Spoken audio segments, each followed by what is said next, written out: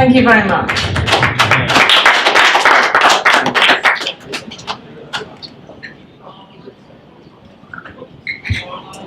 Climate change is the biggest challenge facing humanity right now.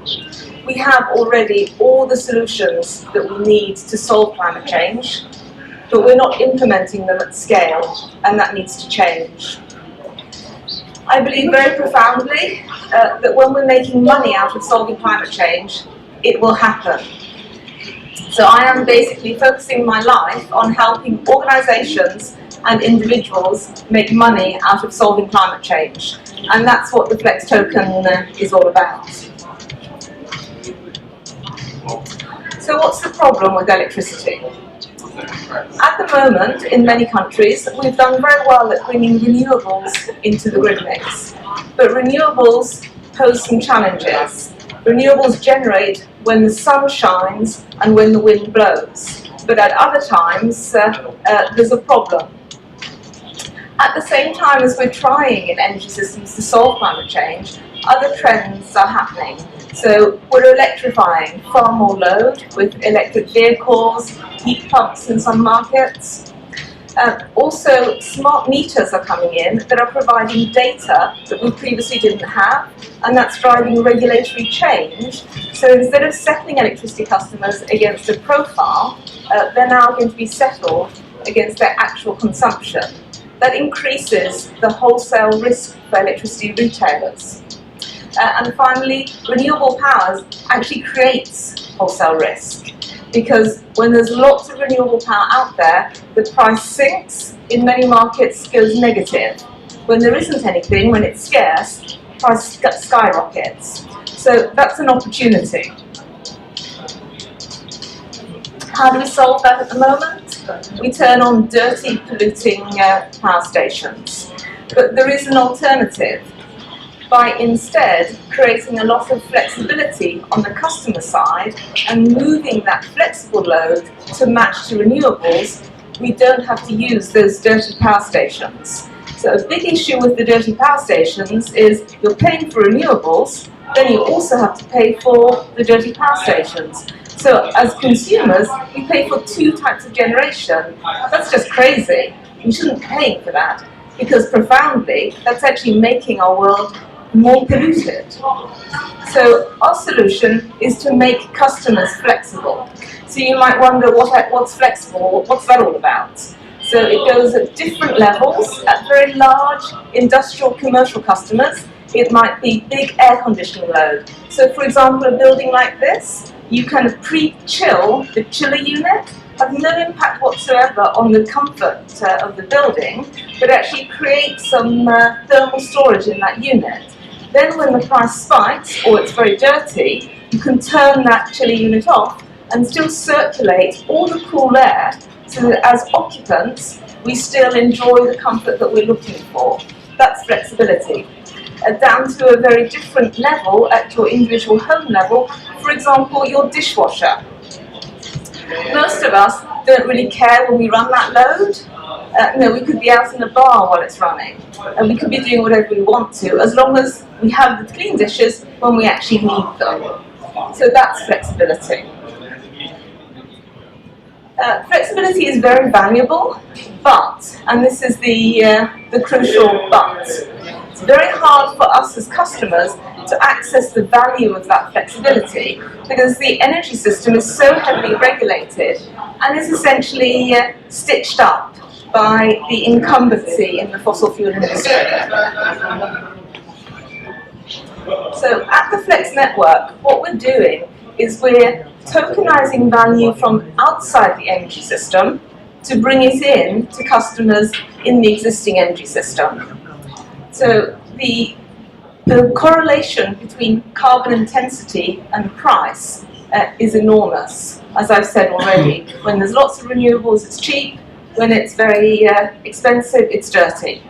So by predicting the carbon content of the grid using machine learning, we can basically tell when customers should be flexible and therefore create that incentive.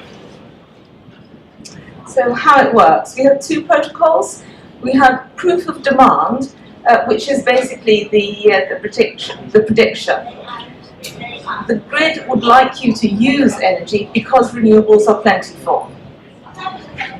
So that sends a signal to an Internet of Things device, a building management system, a home energy management system, a smart appliance. The list is endless. That now you should be using electricity, or now you should not be using electricity. Those actions create a proof of delivery protocol, and that's how we mint our token. So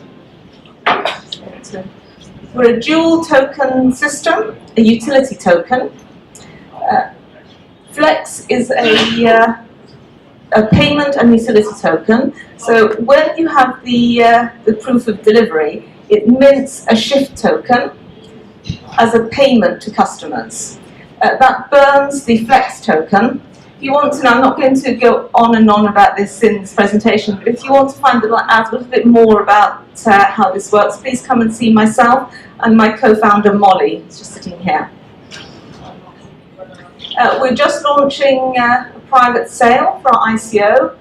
Well, our total supply is 1 billion tokens, and we're planning to sell 35% in the ICO. In terms of what we plan to do with the money, most of it's going to be spent on tech development. In terms of blockchain development, more data scientists for the carbon intensity prediction, but we also have a small amount, 20%, building out this ecosystem.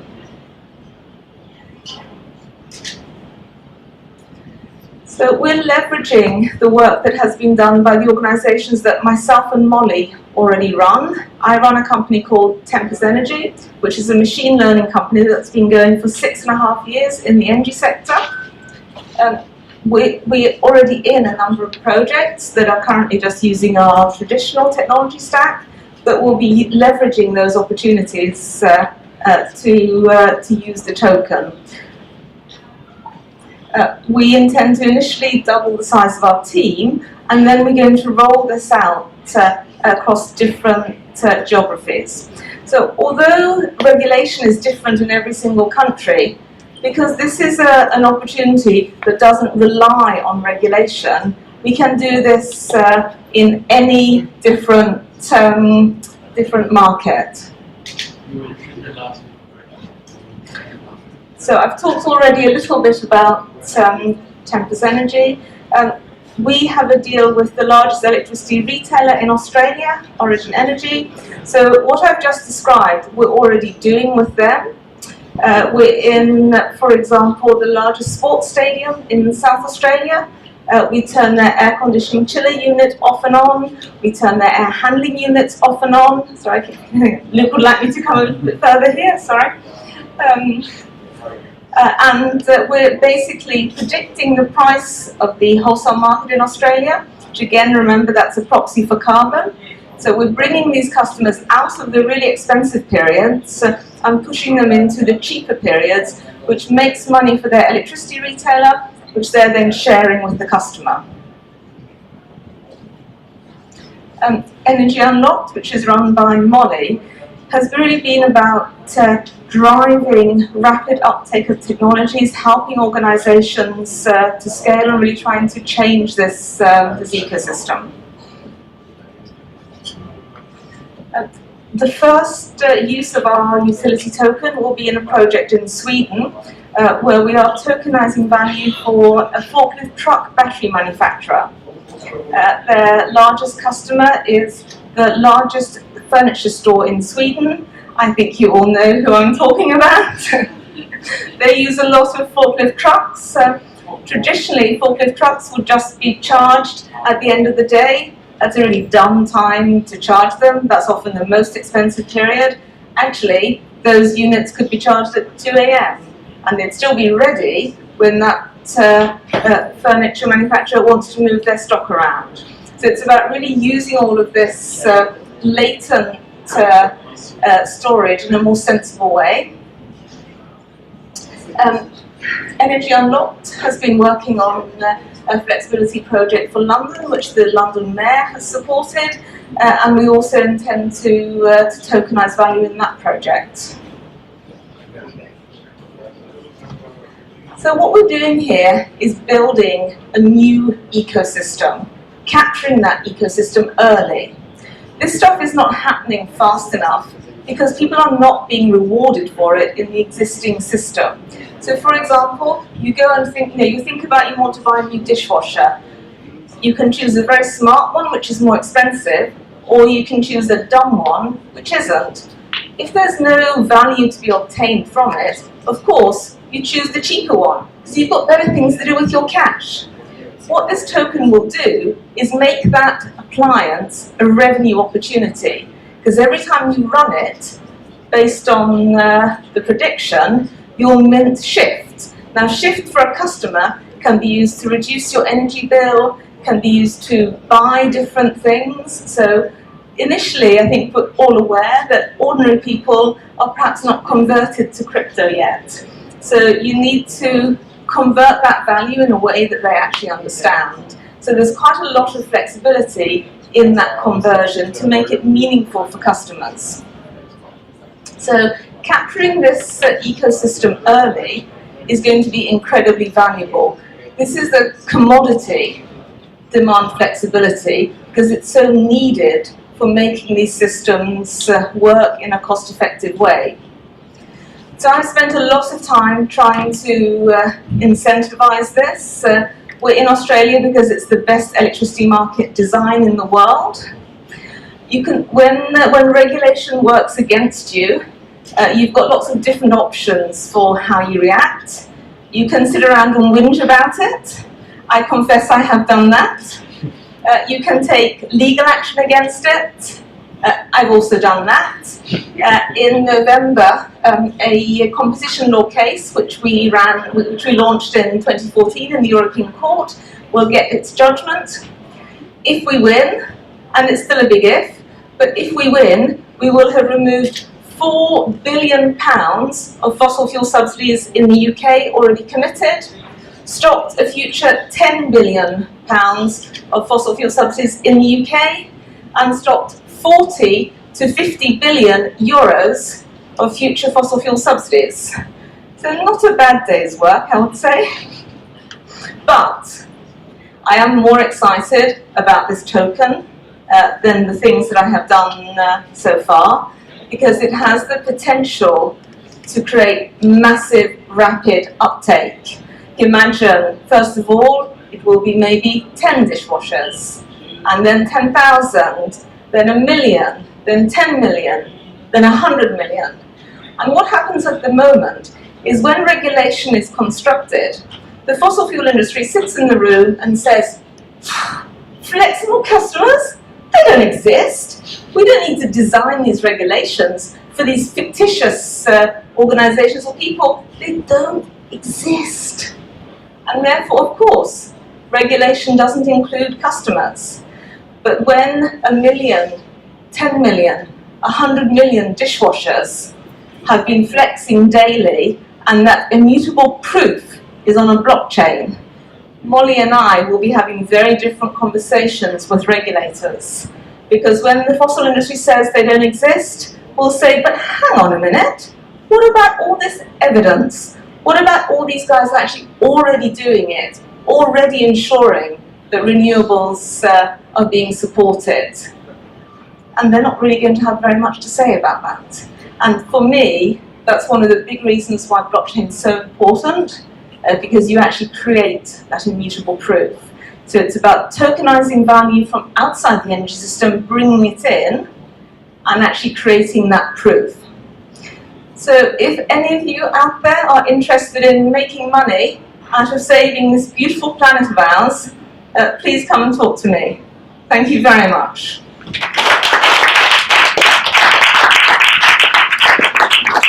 I think we can open for questions now. I think that's... Does anyone have any questions? Stunned into silence. That's usually a good thing, I always think. Why do you need blockchain to exist? Like, what is the... So I think for me it is the immutable proof. You have no idea how many conversations or how many rooms I've sat in having these conversations. And the fossil industry is not wrong. At the moment, these customers don't exist. But that's why it's so important to build them. What sort of feedback you have from Asia and from Singapore and the region? So far very, very positive. Cities like Singapore already have a lot of technology installed. These are already incredibly technology-enabled cities, because the cheapest way to build flexibility is by going in through existing systems. So there are loads and loads of buildings here that already have really sophisticated building management systems. So then you can just go in through a software route and leverage the existing functionality. That's not the case in many places outside Asia. So that's a real benefit here. Sorry, yes? Okay, I got a question. Sure. I deal with regulators all the time. Right. And a lot of regulators are actually being controlled by fossil fuel guys. So how do you deal with that? Because that's a barrier to any kind of technological adoption that we have in renewables. And since you are bringing them to court quite painfully, I'm just wondering, how do you deal with that? It's not been painful, I'm really enjoying it. For them. Not for you, for them. I may not be winning the popularity stakes with that industry, but I think there's, and again, this is where blockchain is so important, because there's kind of a carrot and a stick aspect of this. Because regulators, a lot of them actually do want to change, but they're not exactly brave. So if you can show that this is a resource they can rely on, they're more likely to create regulation that supports it. But there is also the stick, because basically, if there are 1 million, 10 million, 100 million smart dishwashers out there, that means there is 1 million, 10 million, 100 million voters who actually think, hey, great idea to be making money out of my dishwasher. So are you going to vote for a politician that says, stuff you can't have this cash? Or are you going to vote for the woman or guy who says, hey, this is a really great idea, let's change regulations so you earn more out of your dishwasher? I think that's quite compelling. Thank you. Pleasure. Yes? Thank you, Sara, for sharing such a great vision. I think the trick will be how to make it stepwise, how to introduce it really in the world. So what is your approach on the technical level? Is it really to go to a large consortium, like the one you mentioned, and get a proof of concept there that really this whole information loop is already working? Or do you seek active consumers who you form, for example, via an app, and they change their behavior manually, so to say, so that they say, okay, today I shift my behavior, and your blockchain is just noticing their change of behavior, which they did by purpose. So I'm not a big believer in getting people to act.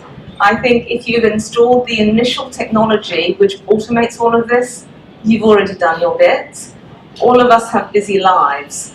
We shouldn't have to be energy traders or carbon traders on top of going to work, looking after our family, etc., etc. So our technology stack is a fully automated tech stack. So in terms of rollout, what we've been doing as Tempus is going to building management system companies, doing the initial tech development to connect in, and then any customer you have, let's go talk to them.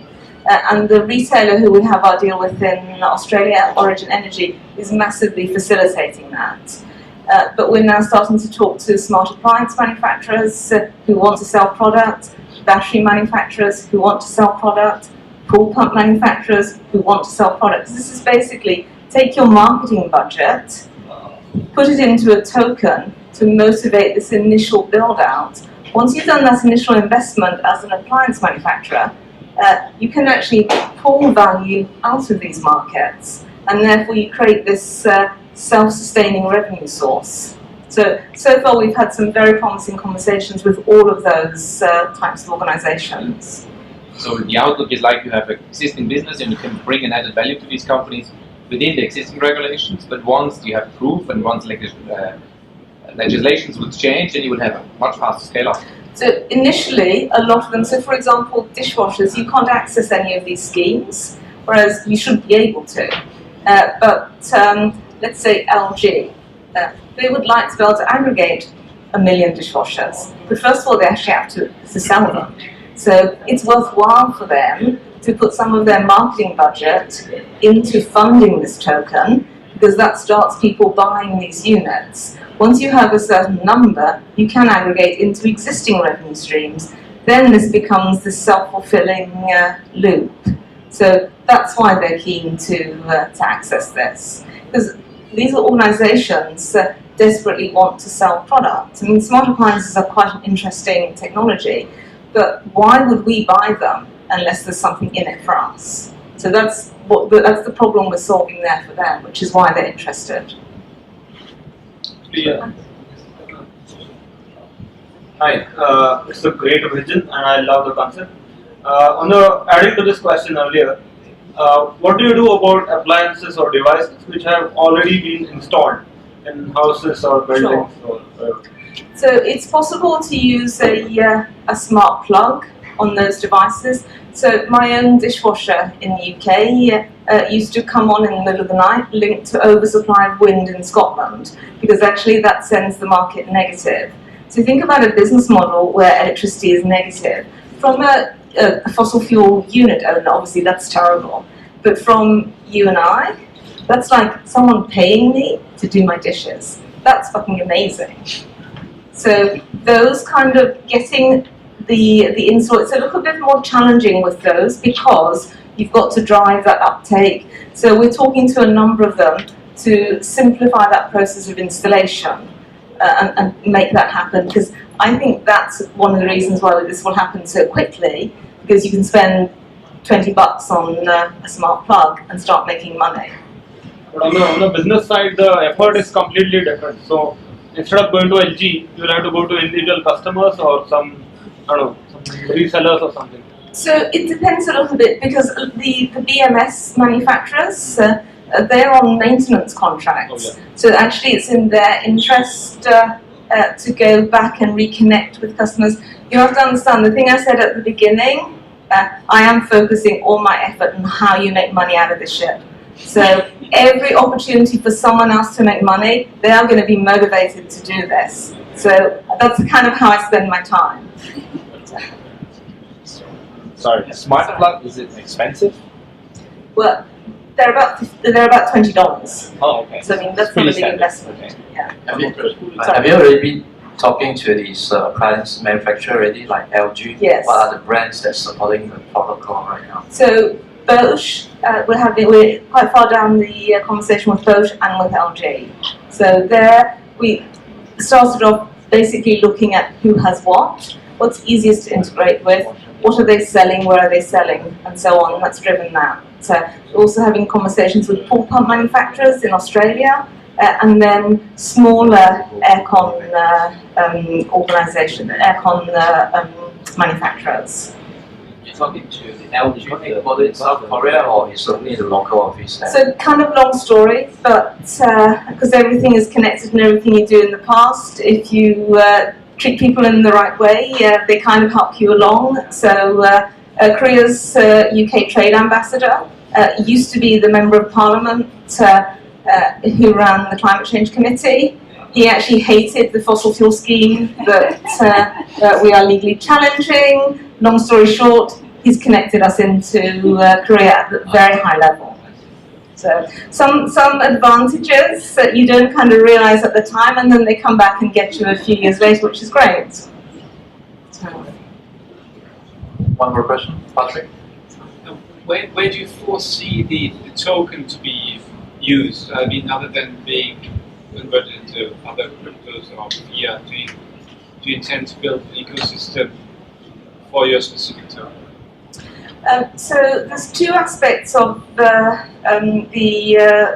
process that could bring in other partners. So the proof of demand, at the moment, Tempus will do that prediction. We're already doing predictions on both carbon and price, but there's no reason why other machine learning companies couldn't come in and do that. And then in terms of proof of delivery, we envisage that to be really wide because we want to build this to be as big as possible. So actually, maybe LG want to do that themselves. We're not going to force a technology usage on them because the whole purpose of this is we want this token to be used as much as possible to push up the value of the token. So the investors in the token make as much money as possible.